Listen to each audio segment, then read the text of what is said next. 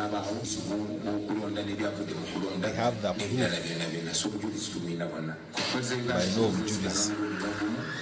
Kubanga kizibu kitiibwa kizitengeredde era mujja kujjukira nti mu petition oba okwemulugunya okulonda okubaddewo abantu kkooti ziwadde ebiragiro bingi okukyusa mu nkola y'okulonda naye gavumenti ya Uganda nerisangajja amagye gawamba okulonda ne watabawo kikolebwa so essuubi tulina mu bannayuganda so si mu kkooti zino. Bigambo ebyogeddwa mu katambi ako ke tutandise nako abigambo ebyalikodingiddwa akatambi ye kennyini omukulu His Excellency Bobi Wine n'akaweereza emikutu gy'amawulire egy'enjawulo bakiranga tebasobodde kubanga bamutuukako wonna waali olw'ensonga ne gye buli eno akyali mu bwekwese oba akyekwese wonna waali oluvannyuma lw'okubanga alina okutya nti byandibanga ebintu tebijja kubeera byangu n'akamu.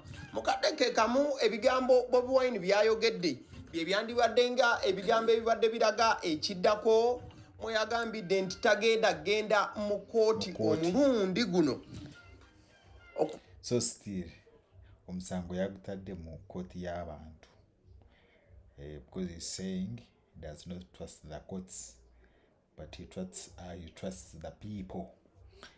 Na trusting abantu okusinga za courts za Uganda. Wabira omulamuzi Simon Byabakama wamu n'akakiiko ak'ebyokulonda oluvannyuma lw'okuba nti teyakkiriziganyiza n'ebyo ebyalangiriddwa ku bwa pulezidenti bw'eggwanga nnyaffe Uganda. Mu kadde kamu Bobi Wine agamba nti yadduse ewaka era si gy'ali ne waayogerera kati wabula nga waali tasobola kubanga ayogerawo olw'ebyo ebisuubirwa n'okunnyonnyola kwa nnyonnyola ye.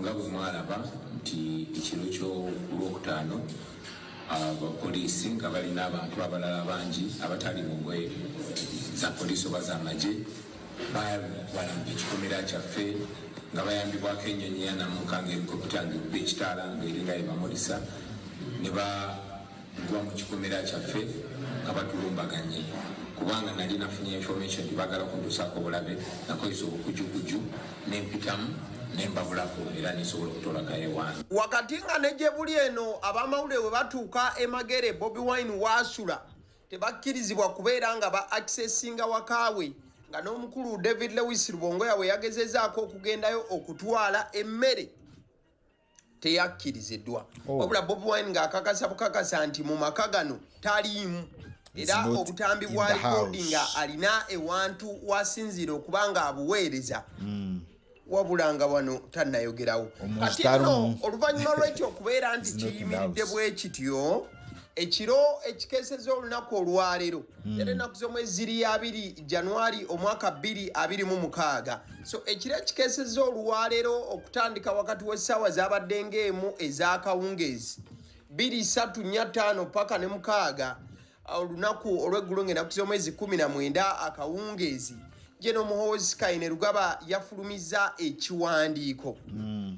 Ekiwandiiko kino akulira amagye g'eggwanga yabadde akiweereza butereevu Bobi Wine.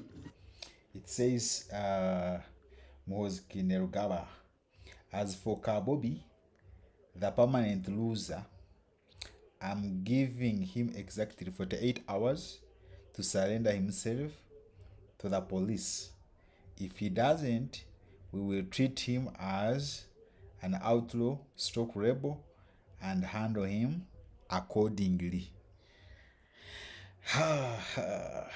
N'okubeera nti yamuwadde ensalesale wa ssaawa 48 nga yeekukunuddeyo eyo yonna gy'ali oba sinakindi singa anaabatakoze bw'atyo ebyokuddirira tajja kubanga abisiima. General Muhoozi Kainerugaba yawandiise n'agamba nti as for Bobi, the permanent loser, I am giving him exactly 48 hours to surrender himself to the police.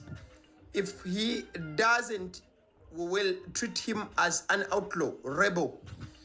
General Muhoozi Kainerugaba ng'agamba nti singa Bobi Wine teyeereeta ne yeewaayo eri mikono gya poliisi bagenda kubanga bamutwala nga omuyeekera era ebinaddirira tajja kubanga abisiima. Kati nno wakati nga General Muhoozi Kainerugaba agamba nti bakunoonya Bobi Wine mu ssaawa 48 singa zinaayitawo n'ateereeta.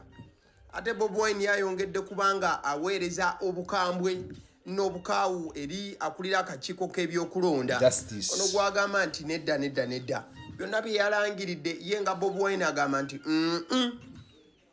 tajja kubanga abikkiriza. Yabigaanidde ddala ne sekugaana yenna.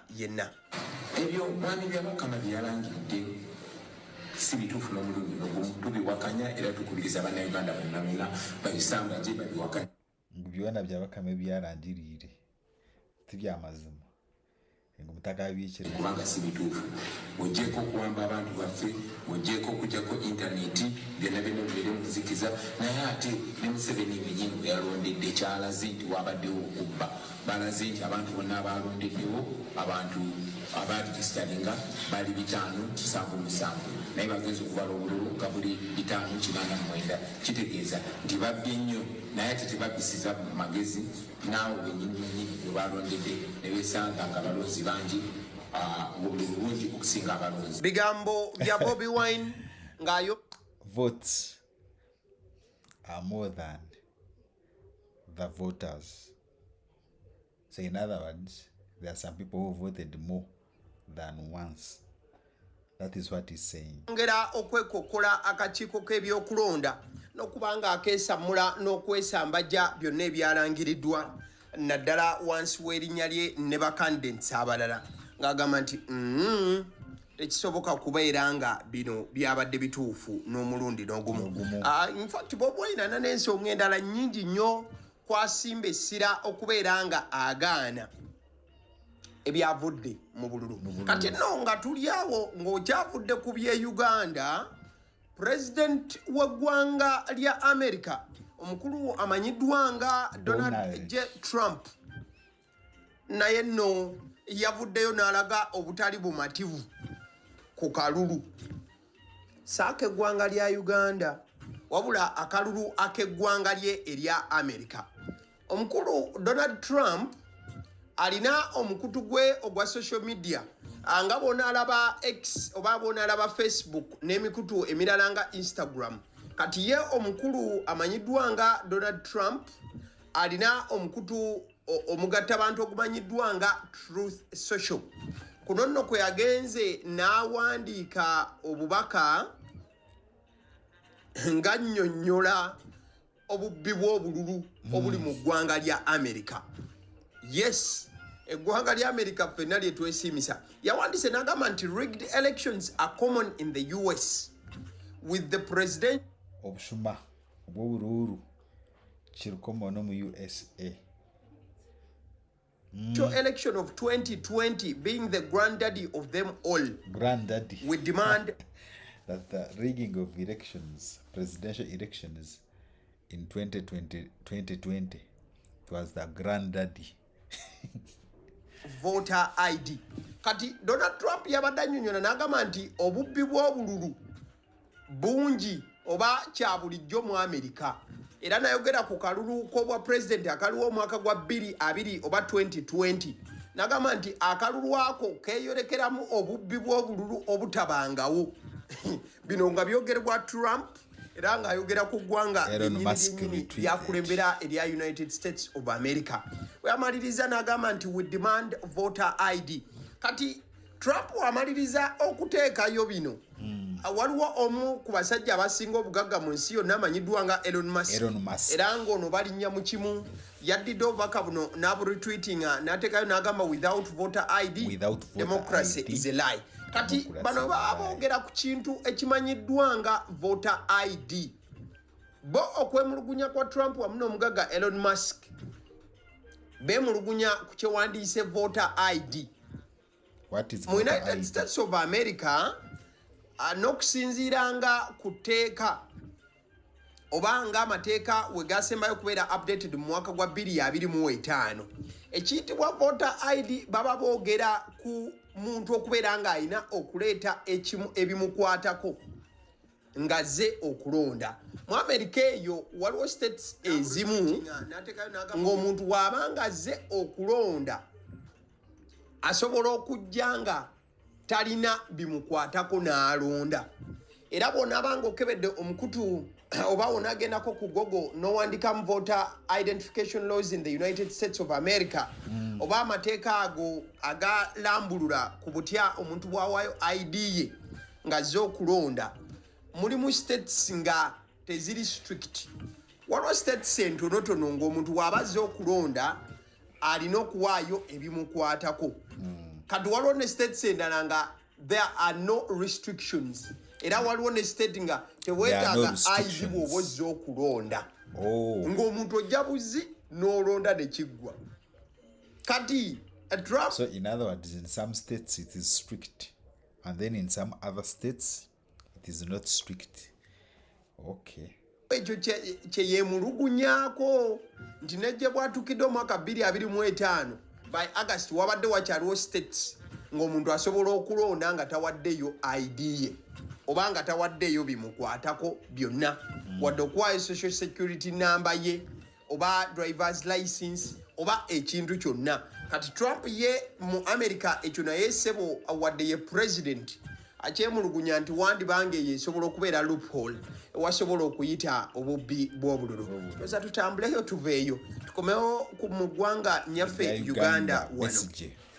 Ekifaananyi ky'olaba ku screen eddakiika eno mukwano gwange kifaananyi ky'omu ku basajja abaweebwa respect mu byobufuzi bya Uganda. Era nga ddala ono olugendo alutambulidde ddala emyaka egiwerera ddala ng'azoganya abo abali mu bukulembeze n'okulaba nti abaako kyakyusa oba obukulembeze okudda ku sayidi y'abannasitwago. Omukulu Dr. Kiza Besigye ekifaananyi kyenkozesezza mukwano gwange kifaananyi ekya designingiddwa era ne kifulumizibwa ab'ekibiina ky'ebyobufuzi ekimanyiddwa nga PFF, giyite People's Front for Freedom. Bano bafulumiza ekifaananyi kino ne bawandiikako ebigambo ebigamba nti Besigye's alarming health status oba ekinnyonnyola embeera ya Dr. Kiza Besigye ey'ebyobulamu gy'asobola okuba nga alimu kati. Bano nno bataddeko statement era nga bagifulumiza mu kiro ekikeseza olunaku olwaleero essaawa zibadde 8:30 mu matumbi g'obudde. Yes, leero ziri ennaku z'omwezi 2 January omwaka 2026. Bagamba nti the People's Front for Freedom wishes to inform the public and all supporters of freedom that the health of our leader, Dr. Kiza Besigye, has reached a critical and deteriorating state. Ne bagamba nti bannakibiina ki PFF baagala okutegeeza abantu wamu n'abawagizi b'eddembe mu nsi nti obulamu bw'omukulembeze Dr. Kiza Besigye butuuse mu kaseera akabi ennyo era ak'akazigizigi. We have received credible reports that Dr. Besigye was rushed in the night from Luzira prison to a medical facility at Bugolobi Village Mall under heavy security. Bano nno na PFF bagamba nti bafunye amawulire okuva mu nsonda ezeesigika nti Dr. Kiza Besigye yaddusiddwa okuva mu komera e Luzira n'atwalibwa mu ddwaliro erimu wali e Bugolobi ku Village Mall wabula ng'ali mu bukuumi obw'amaanyi. It is a tragedy that a man who has dedicated his life to the health and freedom of others is being denied his own right to medical dignity. Bano nno mu kiwandiiko kino bagambye nti kyakasambattuko nnyo nti omusajja eyawaayo obulamu bwe bwonna eri eddembe ly'abantu ate ye akyagaaniddwa ekitiibwa ekyokuweebwa obujjanjabi obutuufu mu kitiibwa. We hold the regime and the prison authorities fully accountable for his well-being. Bano nno ne bagamba nti obuvunaanyizibwa babuteeka ku gavumenti wamu n'ab'obuyinza mu kkomera ku lw'obulungi bwa Dr. Kiza Besigye. We demand that his personal doctors and family be granted immediate and unrestricted access to him. wano nno ne basaba mbulaga okukkiriza abasawo ba Dr. Kizza Besigye wamu n'abafamire ye okubeera nga bamutuukako. We retaliate that Dr. Besigye is being held in total disregard of the law. Bagamba nti bakkiriza bulungi era bakinoganya Dr. Kizza Besigye enkwatibwamu gy'akwatibwamu si ye yeegwanidde mu mateeka. He must be freed to receive the care he deserves. Tinabwe kityo agwanidde okubeera nga ateebwa asobola okuba nga afuna obujjanjabi n'okufiibwako okusaanidde. We ask all compatriots and lovers of freedom to keep Dr. Besigye in your prayers and to remain vigilant. Basaba bannansi n'abaagazi b'eddembe okusigala nga musabira Besigye n'okusigala nga mutaddewo eriise ejjogi. We will continue to provide updates as more details emerge from our teams on the ground. Bagamba nti bakwongera okuweereza obubaka obukwatagana n'obulamu bwa Besigye wamu nga we bongera okwekenneenya. Batatekako hashtag okuli Free Kizza Besigye, Free Haj Obied, Free Sam Mugumya, Free Sam Mahoha, Freedom for All. Gabasaba okuteebwa kwa Besigye, Haj Obied Lutale, Sam Mugumya, Samuel Mahoha ne kuteebwa okwabalala bonna. Yono yembeera y'ebyobulamu Dr. Kizza Besigye gy'alimu okusinziira ku kibiina kye ki PFF, People's Freedom for All side eyo oba People's Front for Freedom. Kale eyo ndowooza tuveeyo tumalirize emboozi eno. Omukulu gw'olaba ku screen ye mukulu Kampala Metropolitan Police Deputy Spokesperson omukulu ow'ekitiibwa Luke Oweyisigire. Nagamba nkozesa nnyo ow'ekitiibwa ku bantu bano engeri gye kiba nti simanyi bitiibwa byabwe mu bujjuvu ebya security nga bwe birambi. Kituufu oyinza okwogera ekiti the rank which is not his eba kukima. So it is okay if you say ow'ekitiibwa o afande Luke Oweyisigire. Kibwa in fact onabeera ASP Luke Oweyisigire. Kale omukulu ono naye nno y'omu kubalabika nga baanyigiriziddwa embeera ya mobile money eri mu kugenda maaso mu ggwanga. Ekiro ekikesezza olunaku olwaleero ASP Luke Oweyisigire avuddeyo naye ne yeekubira omulanga. Awandiise n'agamba nti mobile money sikategedde. Not being able to transact the whole day. But I have reached my limit. Yet no transaction has been made since morning. Kati omukulu Luke Oweyisigire naye avuddeyo n'abeera kitundu ku bannayuganda abali mu kukaaba amaziga ku lwa mobile money. Agambye nti ye ekisinza okuba nga kimwewuunyisa. Olunaku lwonna yalumaze nga talina transaction gy'akoze ya mobile money. Wabula bwe yagezezaako okubaako transaction gy'akola ne bamugamba nti yatuuse limiti ye eyo. This is how to clean up your phone quickly. The secret is use Clean Go. Number 1 is deleting y'olunaku eyo transactinga. Kyokka ng'agamba nti ye olunaku lwonna abadde tannakozesa ku mobile money. Kale Luke Oweyisigire ASP yeebuuza kino kisobola kujja kitya. Atali mu Uganda njagala okutegeeza nti mobile money zaakyankalana olunaku lwe balangirira nti ne internet egenda kuvaako. Kwolwo ne mobile money lwe zaavaako. Ennaku z'omwezi 13 leero ziri ennaku z'omwezi 2 January. Kati osobola okutuula n'obala kubanga 13 paka leero 2 January. Nnaku mmeka eziyiseewo nga mobile money teziri functional mu ggwanga. Olw'ensonga nti osobola okuteeka ssente ku ssimu naye ate tosobola kubanga ojjayo ssente. Maziga gakyatulukuka buli wamu ku nsonga za mobile money. Yes. Thanks for watching. We want to see what people are talking about this. Remember, we had Bobi Nnyo talking about not trusting the courts of law, trusting everything to the people. That is one. Then also we talked about Donald Trump talked about presidential election rigging. Also Elon Musk, he retweeted. and they were talking about voter ID. Then also Besigye's situation is not okay. Also look always Giri. So want to see what people are saying about this situation. That was situation. Let's have some few comments.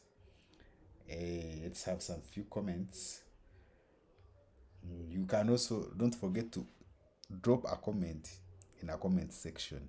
Just take a candle in comment section. As we interact. Okay. Joy K is saying,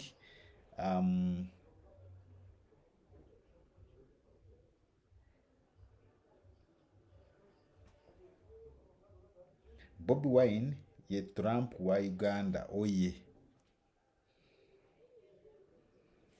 Okay. Museveni must go. Action speaks louder than words. Tukwate mundu tutandike okurwana. That is someone saying that Museveni must go. Action speaks louder than words. Tukwate mundu tutandike okurwana. He is telling President Bobi Wine. Rose Basemela.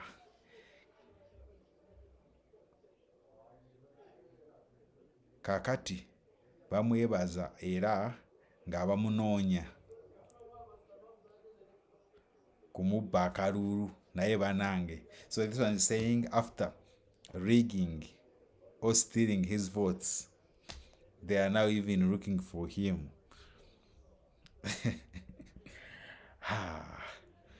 That is double danger. Imagine being rigged and then after they look for you. So this is what Rose is saying. Rose Basemera. Then we have John. John is saying, Bobi, come home and enjoy matoke. Your mission is done. Which mission?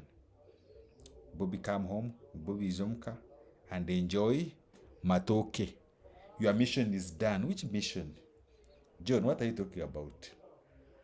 What are you talking about, bro? What the hell? Yes, then we have Nakaugo Rachel. Totisa presido wafe. This one is telling Muhoz.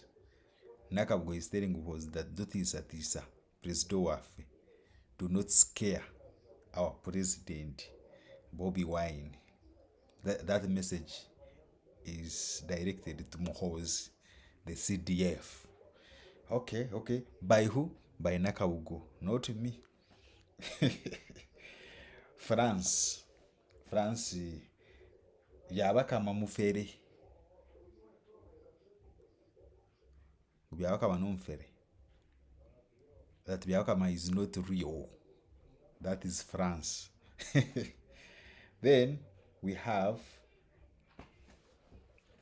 Damulila. Damulila is saying, send the evidence to your agent in Canada before they steal information from you. Damulila is directed. Okay, this message is directed from Damulila to His Excellency Bobi Wine that send the evidence to your agent in Canada before they steal it from you. Ngwawereze obubaka Canada babutereke before they come and steal they steal it from him. Akwata obubaka abusindike Canada kugira ngo in case bamukwata bataka bumuya. So that is what Damulila is saying. Isaac, what is Isaac saying? Isaac is saying, take mission silent blow, but first stay unknown. Isaac is saying, take mission silent blow, but first stay unknown. Taking mission silently. Don't speak out your tricks. But for now, first hide, my friend. Don't be gumide. So korinde. That is what Isaac is telling President Bobi Wine. Sheriff, announce gwe. Now what next?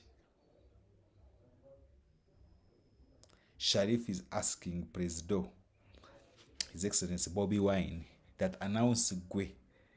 So in other words, it's like there is something Sharif knows, or what Sharif wants President to say. That announce that tomorrow is a public holiday, such that we rest. Abakategede ndowooza webali. Teri kulanga kulala. Sharif wants President to announce Ekiddako. But President was clear in his message. He said he doesn't trust the courts of law. So he's leaving the matter in the hands of the citizens. Nela. So then we have Judith. Who is that officer with him? It is Kare. Officer Ogweno Hamwine, it is Kare. Meaning he's not safe. That's what he's saying. Judy has some good paragraph. BYABAKAMA, are you okay with whatever is going on? At times it's better to leave the office than sitting on fire. No condition is permanent. However much it rains, it stops. The sun and the moon have specific time. Expires, rise, and fall. So that's what Judy is saying. That BYABAKAMA, are you okay? BYABAKAMA orije? Ori burungi? With whatever is going on, at times it's better to leave the office. Gorus, it is better you leave the office than sitting on fire. No condition is permanent. Even if it rains, it will stop. So in other words, even if 7 wins, the end is near. That is what Judy is saying. Not me. Then we have Blessed. What is Blessed saying? Blessed Mariana. Bobi Wine alimu abantu babiri. Chebaita 2 in 1. Eringa Putin wa Russia. Naye is 2 in 1. Mwongere okusaba nnyo. Uganda is in trouble. What are I saying? Akategedde akawandiika awo. Yes. Anisha Husna. Museveni must go. We demand for our victory. Semanda Jessica. Katukusabire bambi. FDC President.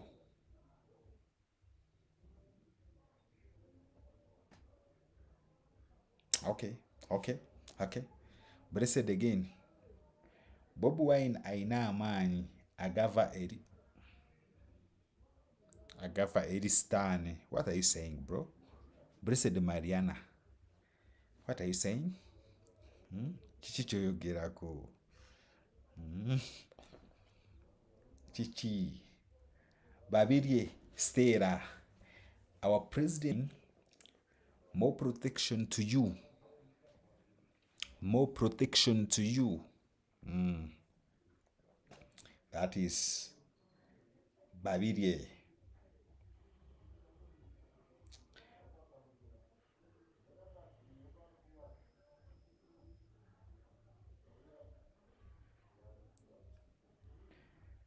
Then Julius. Bobi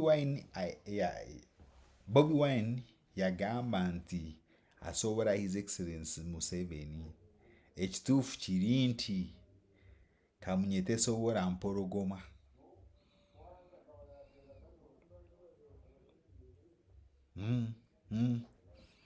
Julius ng'okuba ku mutwe.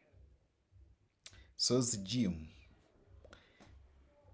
Sebanaku b'ekibiina nti kitaffe ali mu ggulu.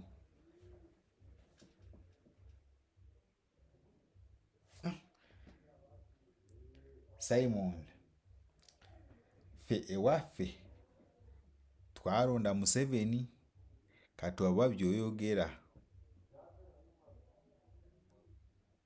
obijja wa Bobi Wine. Simon Sibomana is saying fe ewaffe twalonda Museveni katwaba by'oyogera obijja wa Bobi Wine. That at their place they voted for Museveni. That he doesn't know what Bobi Wine is saying, where what Bobi Wine is saying is coming from. Tamanyi gye biva ng'bo baalonda Museveni.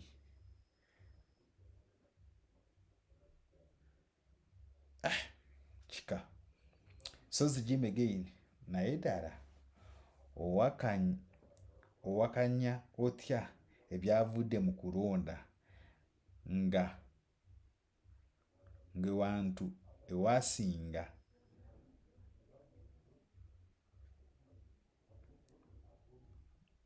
mu kulonda nga ewantu ewasinga tewabaddeyo bakuuma bululu mukulu tereera.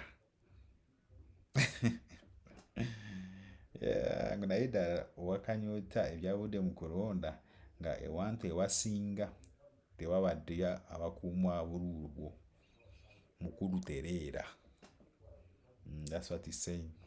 What do you think about this video? What do you think about Kizza Besigye's situation?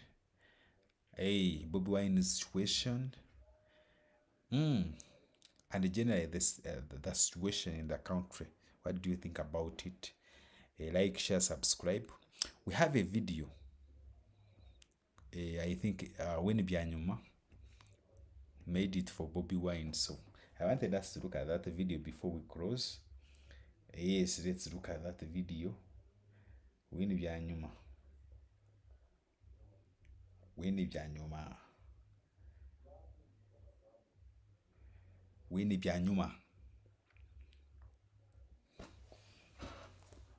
Gegende eri Bobi Wine. Okay.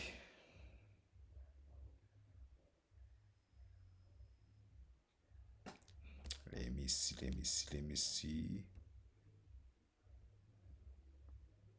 Alangiridde nnyo embeera ya Bobi Wine, opposition leader Bobi Wine. Nawulidde nti yatolose mu maka ge. That is polisi n'amagye bamulumbye nti era ne kati tali awaka. Kinuma nnyo naffe bwe tutyo bwe. So this is a message from Bubi Nnyo to Bobi Wine. Bali Besigye ng'ayimirira nga batusarawundinga bamukwata agume agezeeko ensonga ze kuzifulumya mu b'amawulire nga nze sefute ye eri mu bannayuganda. Ffe tujja mukuuma agume anywere kubanga abantu nabo batiisa. Abantu abawagizi bangi nnyo abali eyo mu nsiko nabo beekwese bala bali mu kkomera. Badepute be babiri mbamanyi abakyala deputies northern ne western bali mu kkomera tetumanyi na gye bali. So I'm worried about him, but through you I'm saying be strong, be firm. I stand with you in solidarity. and we will overcome.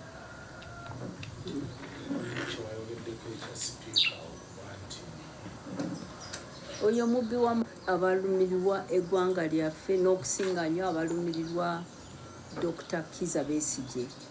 Kyagala kubabuulira nti nasanze mulwadde ate mulwadde nnyo. Ku lwokusooka wiiki eyise baasiba ekkomera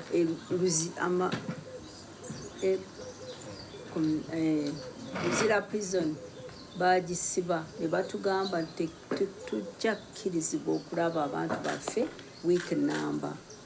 So nagendayo Monday ne mbasaba nti munzikirize ndeete emmere kubanga tubadde. So in other words, Winnie Byanyuma went to Luzira prison, but she was denied that they are not in, like, they can never, they couldn't see Dr. Kizza Besigye. So she was denied of her right to see her husband. Tumanye nti tetujja kubalaba okumala wiiki namba. Ne banzikiriza muganda we n'atwalayo emmere ku Tuesday. But we didn't see nti twamulaba kutuusa Monday eno jo. Nagenzeyo nensanga mulwadde. N'angamba nti yatandika okulumwa olw'omukaaga olubuto nga lumuluma nnyo n'omusujja ne gujja. So he had stomach issues plus fever. N'abagamba nti ayagala kulaba musawo we ne bagaana. Ne bagamba nti bekenyini bajja mujjanja. So Besigye cried out for his medical personnel, but they said, no, you can never face your medical staff. Naye n'agaana kubanga yakimanyi nti eyo mukomera si musibe ng'abalala. Musibe wa Museveni n'omutabani ate ab'amagye be bamukuuma tayagala nti bamukwateko. So ku Monday twasabye omusawo we Dr. Nandi Kanyerezi nti agendeyo, era yagenzeyo, yaleseewo eddwaliro lye n'agenda e Luzira. N'abeegayirira nnyo nti bamukkirize amuleete mu ddwaliro erirye e Bugoloobi amukebere amujjanjabe.